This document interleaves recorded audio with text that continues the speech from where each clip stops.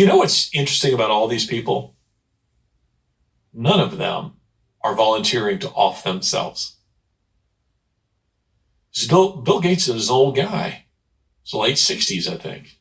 Has he offed himself? I don't think so. He's still flying around in a private jet telling us all how we need to reduce our carbon footprint. The carbon they want to reduce is you. You're the carbon they want to reduce.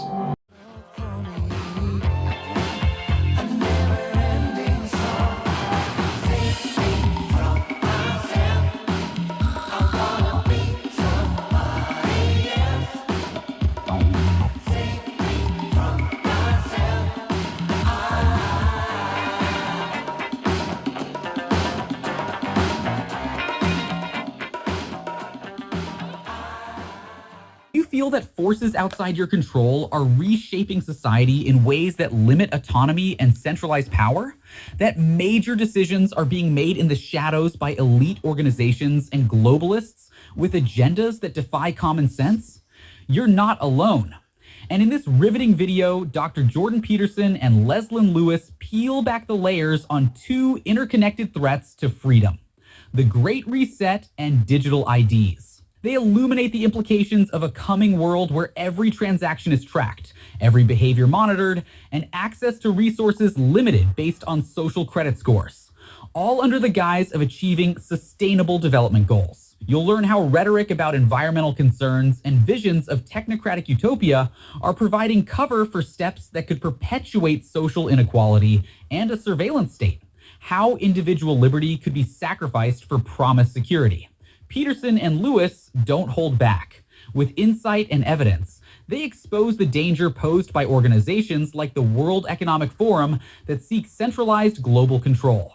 The video explores serious questions of whether massive disruption to lives and livelihoods in pursuit of zero carbon is justified when viable alternatives exist. If you feel disquiet about society's trajectory and seek truth, this discussion provides perspective and analysis you won't find in the mainstream. At times chilling, at times infuriating, it's a wake-up call about forces shaping our collective future. A must-watch for independent thinkers and freedom lovers. We've had Klaus Schwab clearly state that he has penetrated Canada's cabinet. And to me, that's a very, very serious thing for a global businessman to say about an independent democracy. And we have even our finance minister that's sitting on the board, one of the boards of the World Economic Forum. Many Canadians are very, very concerned about that. And I think as a strong opposition, we need to ask questions about that, because if these are concerns for Canadians, why are we afraid to delve into these issues of someone who has shown such an utter disrespect for our democracy to say that he's penetrated our cabinet? The net zero calculation now is basically an attempt to really transition us from one economic mode of production to a new one. And it's been very, very clearly stated. It's been very clearly stated by Klaus Schwab in his book, The Great Reset, which is not a conspiracy. You can find it on Amazon. And that's not a pitch for him. It's also a terrible book. It's a terrible book. You know, I read that book. It is full of platitudes. It's full of platitudes, that book. Yeah.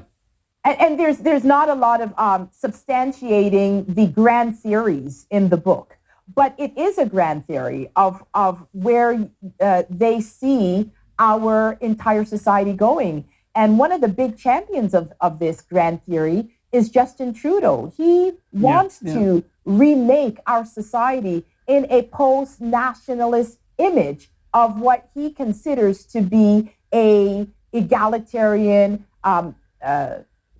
flat society. But there are still a lot of inequities. If you look at the recent conference that they had in Davos, they basically put limousines on jets in order to get them over there so that they could be driven around in luxury, but yet they want to limit the travel of average Canadians. And so you see this dichotomy and this two-tiered society being created. One, where they're going after the food supply chain to control your consumption, and the only way they can do that is through the farmers.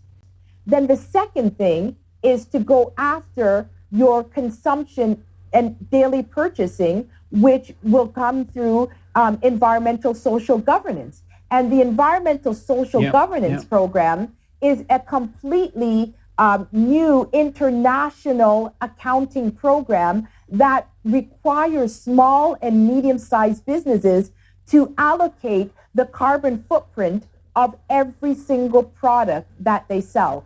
And to quantify that, different users will have different products. You may use your camera once a year on vacation, and another person may use it every day to film. So the carbon footprint, it's almost impossible to measure, but yet they're coming up with this system which can only be implemented by lawyers, accountants, consultants. Yeah. So you have the lawyers, the accountants, and contractors getting wealthy, while small businesses will be struggling to, under more red tape than they have now, to be able to meet these standards of this environmental social governance.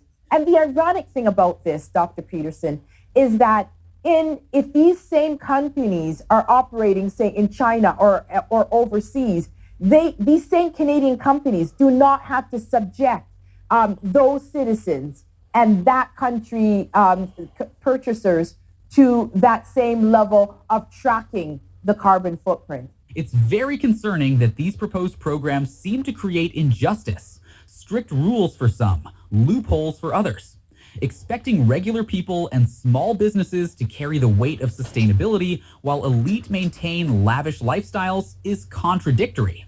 We cannot support these imbalanced, poorly conceived plans. Right. Well, so this is a crucial issue here, because one of the things we really have to understand is that if we don't develop our ability to generate and disseminate cheap energy in the developed countries, where we have not only high standards of environmental stewardship on the legal front, but an ethos of environmental stewardship among the distributed business class, it's already there. They're already aiming at that. All that's going to happen is that worse providers elsewhere are going to be brought aboard. As you said, we're buying oil from, well, let's say Canada isn't. I don't think we import oil from Russia, but obviously the Europeans import fossil fuels from Russia like mad. All we're doing is enabling the Chinese and the dictatorial Gulf states to fill in the gaps, let's say. Absolutely. And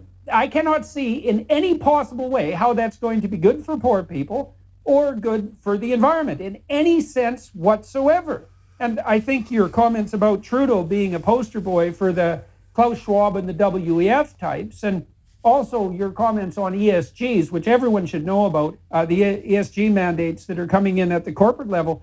If we get snookered into a digital currency, which seems to me to be highly probable, then not only are corporate expenses going to have to be accounted for in terms of their hypothetical carbon footprint, but every bloody purchase that individuals make is going to be subject to exactly the same kind of analysis and taxation and nudging and pressure. And so every consumer decision we make is going to be weighed up in terms of our environmental impact for no good outcome. Let's make that clear. To make everything more expensive, to make energy more expensive, to make food more inaccessible, to hurt the planet, to make it more difficult for people to conduct their business, and for poor people to starve. That's the bloody vision that's being put forth by the half-wit cliche mongers like Klaus Schwab.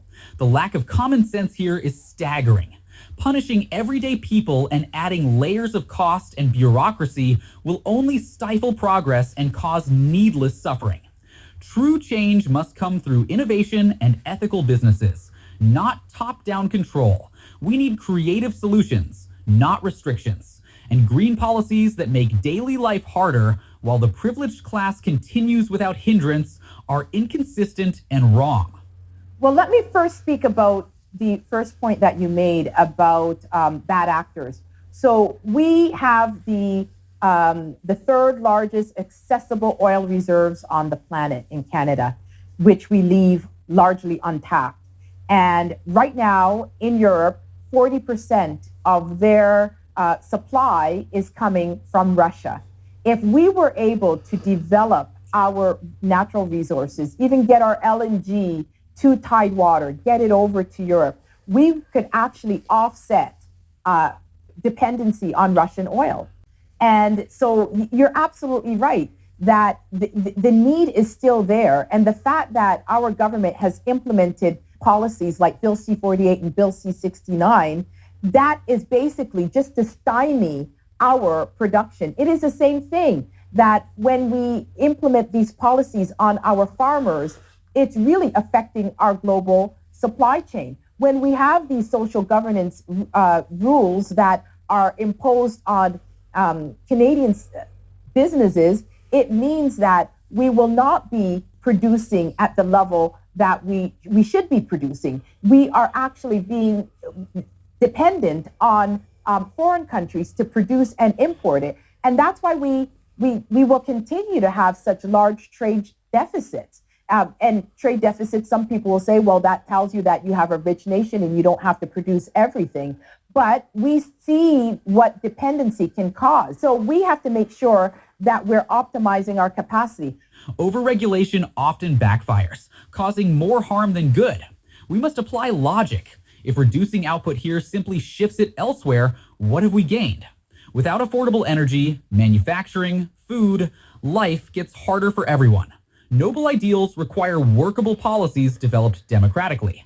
Let's be wary of unintended consequences from rushed radical changes. I also want to touch on the digital ID and this whole digitization of our economy. Yes, it is a transition to a new economy. The plan is for everything. Even the way our GDP would be calculated would be based on a new means of calculation that would have ingrained in it the carbon footprint. And so the carbon footprint is almost going to replace what we know as our dollar. And when we see centralized digital banking currencies, when we see that emerging, that is creating the infrastructure. And arguably, you could even argue that things such as digital currencies were a test ground for creation of that infrastructure of the new economy. That's why I think that my inclusion in the leadership race and in the future of Canada is so important, because I've spent years studying what it is that we've been embarked upon. Many people do not understand what is happening, how every calculation, everything that you do will be logged on that blockchain. The blockchain could see every single transaction, and it's going to be recorded, and our entire lives are going to be equated on how much carbon footprint we contribute to society, or how good we are at reducing our carbon footprint. Right. So that'll be the hallmark by which all ethical conduct will be evaluated, and we're setting up an infrastructure where there can be complete tracking of everything in relationship to that.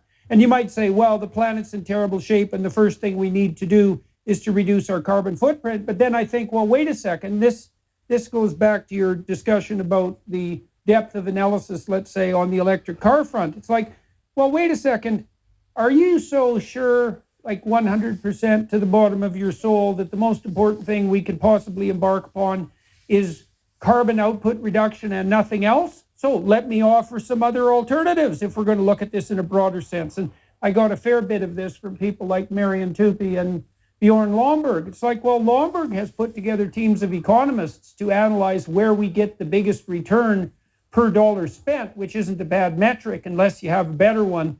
And he rank ordered the UN sustainability goals in terms of economic viability. And so let's make that clear. There are important things to pursue. There are important things to pursue internationally and nationally. One of the ways we determine what's most important and should be funded is by looking at something like return on investment. If we spend $1, how much money does that generate in return? And Lomborg, who put together 10 teams of economists who worked independently on this and then aggregated across their findings, has showed that climate remediation spending doesn't even enter the top 20.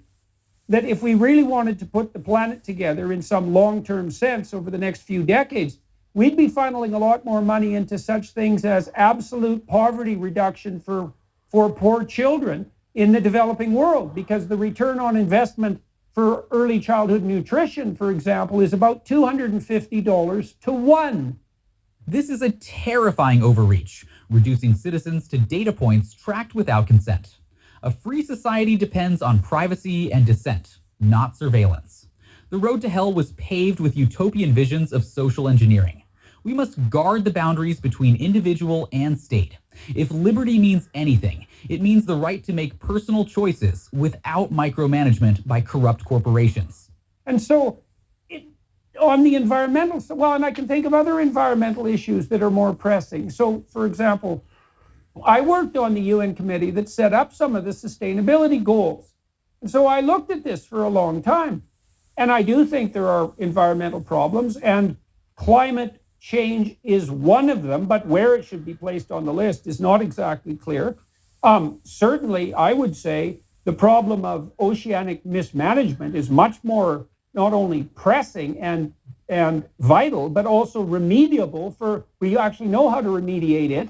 And trying to generate any public discussion on that front is virtually impossible. And so the environmentalists themselves, they jump on one issue, it's climate change. They say, oh, it's going to be a catastrophe. And Bjorn Lomborg has done these calculations. He said, look, by the year 2100, given current economic projections, we're going to be about 4 times richer than we are now.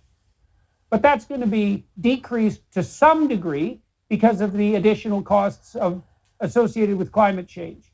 But we'll only be 3.5 times richer. It is not clear at all that bending and twisting our entire infrastructure by compulsion and force immediately in an emergency reaction that cedes all the power to the elite is actually going to solve any of these problems and not make them a lot worse. That is a very, very good point. And therein lies the problem, that is not their solution. Their solution is really one to transform our impact on the environment. And they believe that we are overpopulated. We have too many people. And so we're over-consuming. And because of our consumption patterns, if we can bring down our consumption patterns, then we will be able to reduce the impact on the environment. So that's essentially what they are trying to do. Their aim is more behavior modification, and behavior modification of largely industrialized Western nations. And so they can track that if everything is digitized, if we all have digital IDs, if our digital IDs then are used to facilitate and navigate us through society. So whether it is financial, whether it's a purchase, whether it's healthcare. So your digital ID will be tied into the system, and then you can monitor your consumption based on that. Even in the United States right now, like you could go into, I think it's Walgreens, and they have free, coolers with products inside with locks on it. In the future, it's predicted that those locks you will be able to put in your digital ID. If you've had too much sugar, that ice cream fridge won't open for you. And so it's a way to monitor your behavior. And that's what people are not looking at. They're not looking at all of the promises that have come out of the World Economic Forum. And they're not taking it very, very seriously, because we've had Klaus Schwab clearly state that he has penetrated Canada's cabinet. And to me, that's a very, very serious thing for a global businessman to say about an independent democracy. And we have even our finance minister that's sitting on the board, one of the boards of the World Economic Forum. Many Canadians are very, very concerned about that. And I think as a strong opposition, we need to ask questions about that, because if these are concerns for Canadians, why are we afraid to delve into these issues of someone who has shown such an utter disrespect for our democracy to say that he's penetrated our cabinet? Well, you know, I talked to some people who went to these Davos conferences a while back and who stopped going because of the twist that it took. And I said, well, I asked them, very credible people, by the way, I asked them, well, who is Klaus Schwab anyways? And the answer was, well, he's a conference organizer. I said, well, how did he develop such a position of undue influence? And they said, well, he was very good at bringing, what would you say, influential people together and helping them network. And that elevated them into a position of, well, unparalleled authority in some sense. It's like, yeah, fine, but we're going to sacrifice our national sovereignty to this international cabal of misinformed, what would you call it? Misinformed, low-resolution utopians who are willing to sacrifice the world's poor? That's the plan? That seems like a really bad plan. Chilling and unacceptable overreach of power here. No one has right to monitor and control another's choices. This path leads to digital dictatorship, where Big Brother watches and limits freedoms. We cannot sacrifice liberty and autonomy at altar of centralized control, surveillance states, and social engineering. The risks are monumental, the cost too high. We must defend right to privacy and dissent.